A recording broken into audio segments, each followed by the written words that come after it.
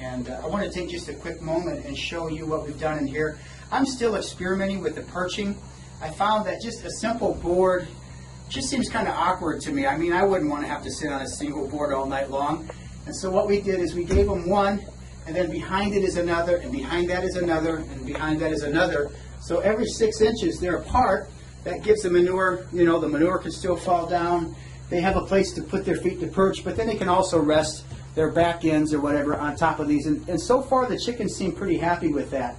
And we gave them another board down here to hop up on in order to get up on their perches. This is about 2 feet. It's kind of quite a jump, and they can all do it. And the reason we did that is because we didn't want raccoons being able to climb up there. So they're pretty safe once they get up there. And you can see here I had to build one little girl a ladder. Even when we put the perches down low, when these were down low, she was never able to climb up and down that perch. And so, needless to say, I had to build her a ladder, and she has gotten a little bit better, a little more agile sitting up here, a little more comfortable. And I think I've seen her jumping up on the perches on her own. So I'm about ready to take that ladder away. It was just there for training for her, I guess. And you can see we've got lighting. You know, you don't need to have all of this stuff, but we put it in. We put lights here so that if we want to heat it in the wintertime when it gets really cold, we can just put some red bulbs in there and heat it up, okay? And what else? Here's their door that they go in and out. And I wanted to show you this. This is the wiring around the windows. And this is just a cheap little window that we bought at Menards with just a screw, I think, is all we have in the bottom to create the hinging effect. And this is just a basic latch. And what my carpenter did was he took the wire, stapled it, kind of cut it to the size, and then he bent it, kind of bowed it, so that the window can never open any farther than that. And you can see the latch here. As I say, it just kind of, you can latch it so it stays in place.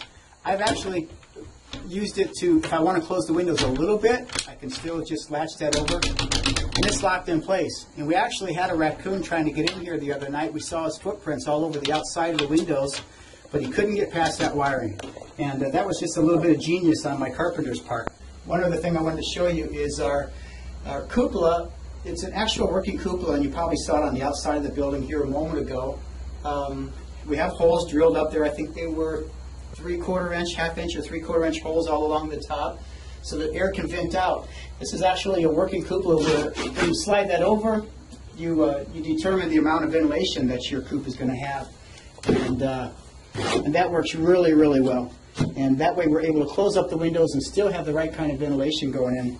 And then lastly, I wanted to show you the nesting boxes. You know, just like anybody's nesting boxes, I suppose, but that's where the girls lay their eggs, and that's where it all starts.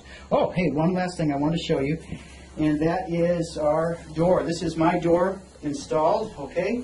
And if you're interested in looking at the automatic chicken coop doors that we offer, this is mine installed, and I have mine on a timer. You can also set it on a photo eye that will close in the evening and open in the morning. I'm a little worried about doing that with mine, in case of a storm, and in case it gets dark too early or something, they'd be locked out. But here's my door, and you can see flawlessly goes up and down. And the girls, when the girls are up on their perches, it closes, and so there's never a problem. And there's never a problem with that door hitting the chicken. You can see the door.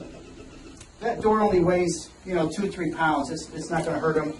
If it did touch them, they'd jump right out of the way. But even if it did come down on them, it wouldn't hurt them. And that's our door.